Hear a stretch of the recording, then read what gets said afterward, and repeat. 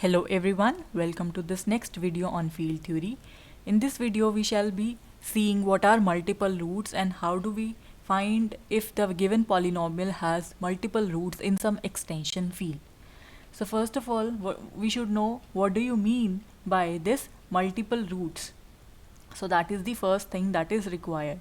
So if we suppose K is the splitting field of polynomials f of x belonging to capital Fx, so that means you have some field f here and some field k here, which and this field k, that is the splitting field of this polynomial f of x, where this polynomial belongs to this lower field. So this is what that is given to us. And now we are assuming that alpha is the root of this polynomial. So alpha is the root of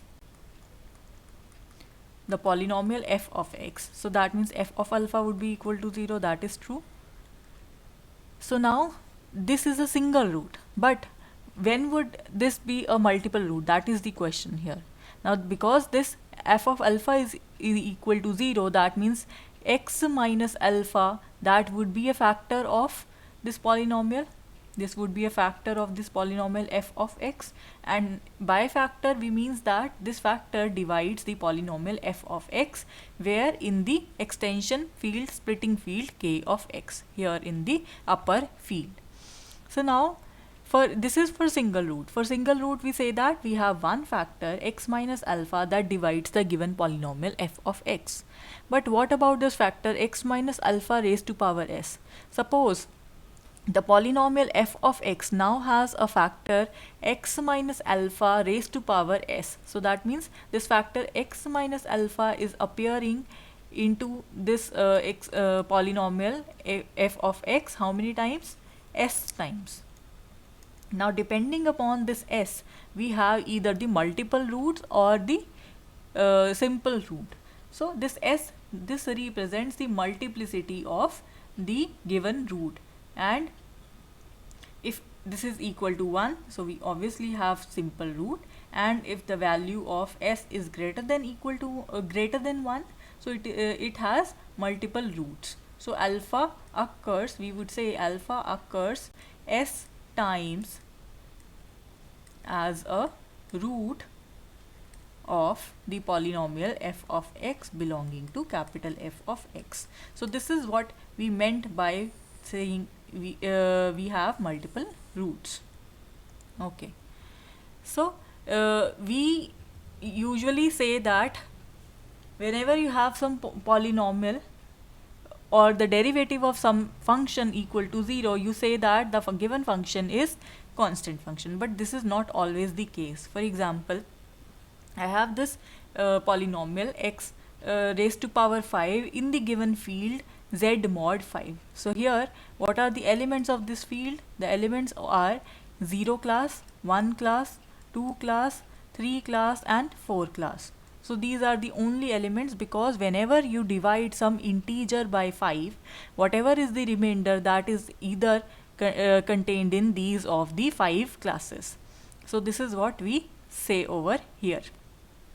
Okay, so according to this, if we take the derivative of this polynomial f of x, so it would be 5x to the power 4. Now because this term being a multiple of 5, when you divide this by 5, you will have the remainder as 0. So this is equivalent to 0 mod 5. Because now here the the derivative term is equal to 0, but the derivative of the given function is equal to 0. However, the given polynomial is not a constant polynomial because it depends upon the variable. So this result is not always true. So derivative of function is equal to 0 does not always imply that the given function is a constant function. Okay, so when can we say that the given polynomial have multiple roots within it? So for that we have this theorem, and it states that suppose this f of x be a polynomial of degree greater than equal to 1. So this is the condition that the degree is greater than or equal to 1.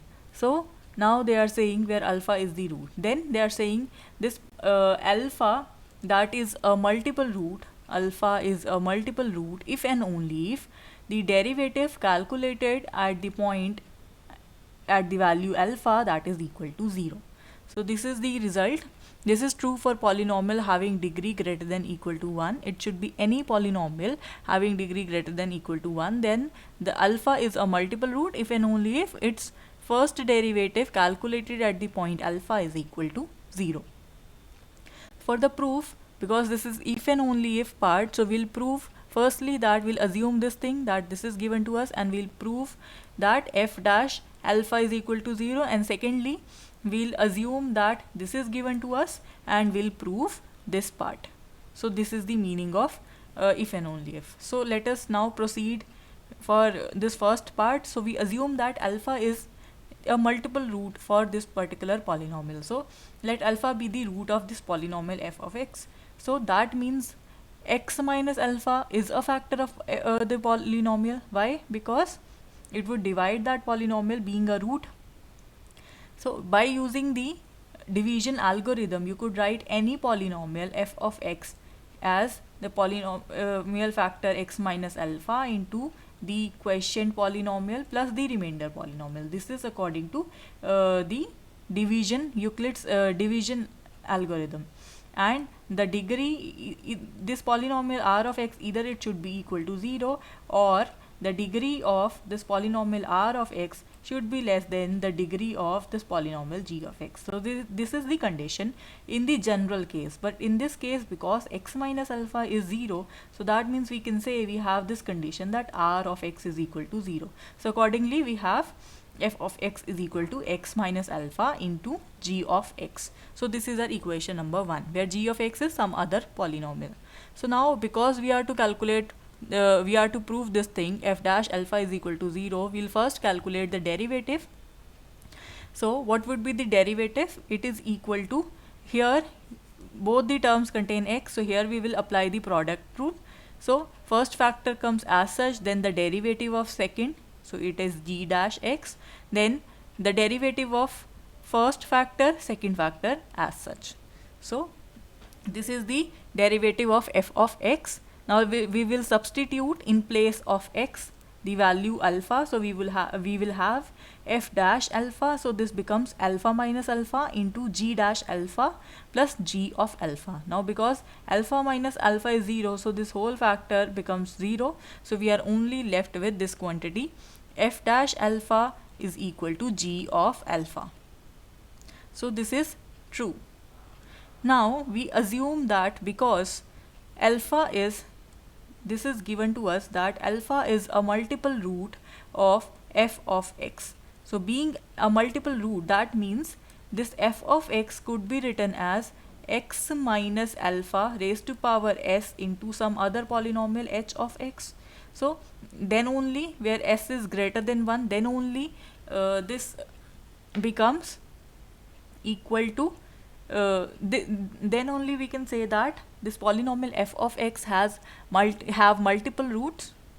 So accordingly, because we know x minus alpha into g of x, that is the whole polynomial, so this is equal to this. So when you compare both these terms, f of x is equal to this quantity x minus alpha raised to power h of x raised to power s into h of x, and alpha minus x minus alpha into g of x, and comparing these two. So from here you can conclude that x minus alpha raised to power s h of x, that is equal to x minus alpha raised to power g of x. So from here you have g of x is equal to x minus alpha raised to power s minus 1 into h of x. Now here, because our s is greater than strictly greater than 1, so s minus 1 should be greater than 0.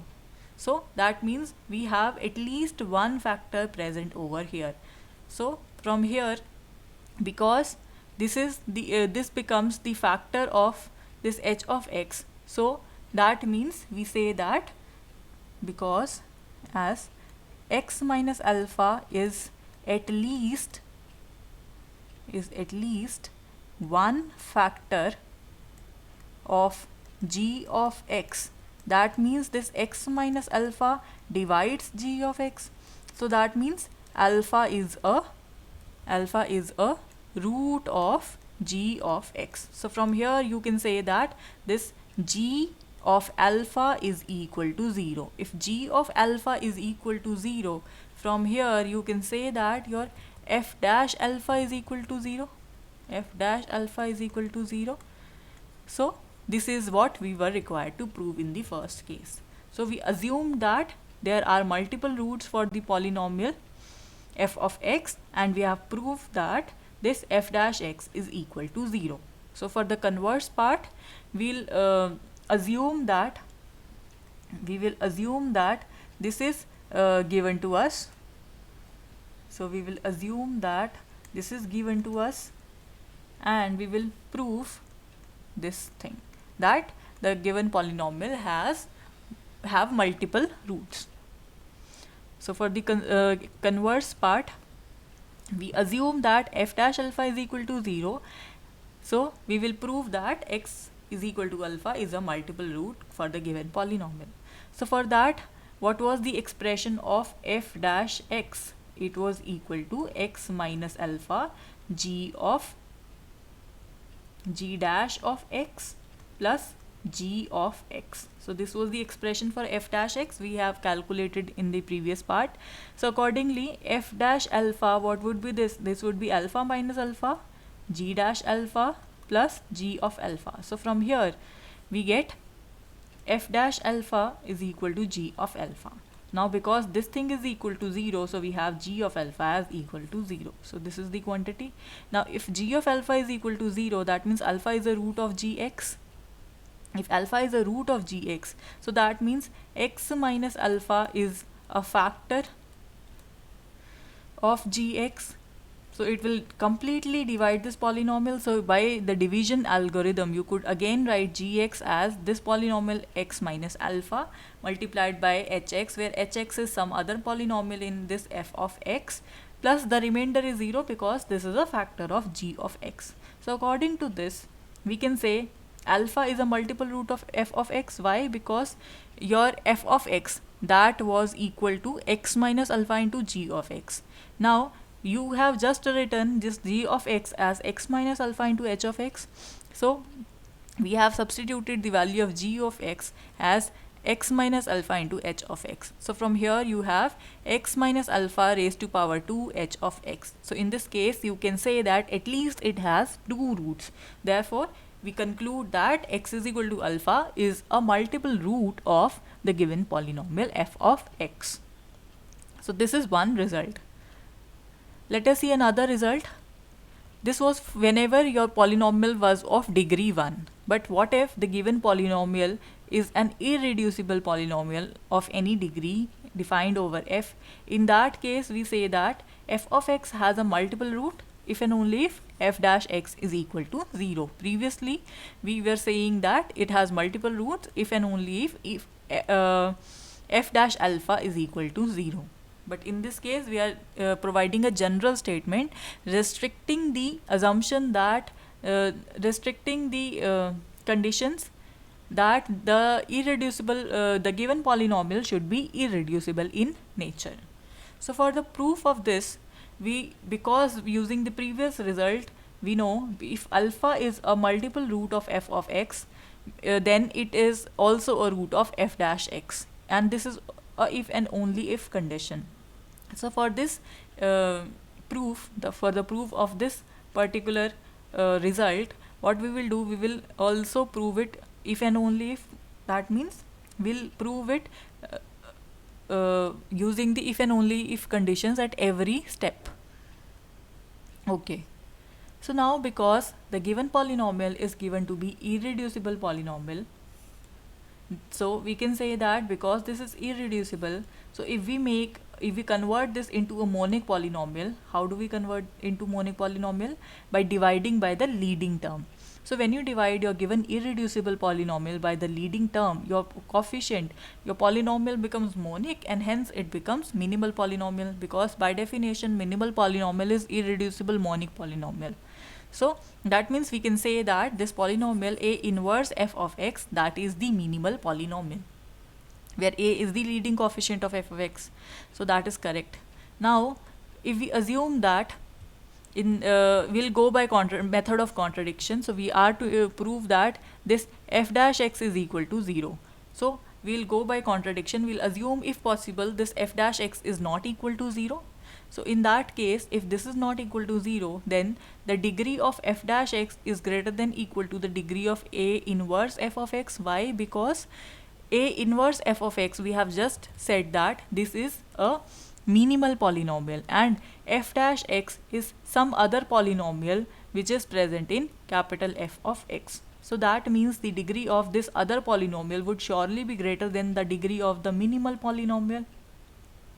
So according to this result, we have the degree of f dash x greater than equal to the degree of A inverse f of x. So say this is our equation number 1. Also, if you have some polynomial f of x as equal to, say, x cube plus 3, then what would be the derivative of this? It would be 3x square, right? And what is the degree of f of x here in this case? It is equal to 3, and the degree of f dash x, what is this? This is equal to 2. So, but this is not true. Why? Because this is a contradiction, as this is a contradiction, as the degree of the given polynomial f of x is always greater than equal to the degree of f dash x. So according to this statement 1, this is a contradiction to the result that degree of f of x is greater than equal to the degree of f dash x. So from here we conclude that f dash x should be equal to 0 for this to have multiple roots, right? And why we can conclude that it has multiple roots? Because of this previous result that we have just used. And all the results or all the logics that are given in this proof are two ways. That means they are if and only if statements. So if whether you start from the first or you start from the last, you will have the same results. You can give the same reasoning for this particular case. So I hope this is clear to you all. Happy learning. I'll see you in the next video.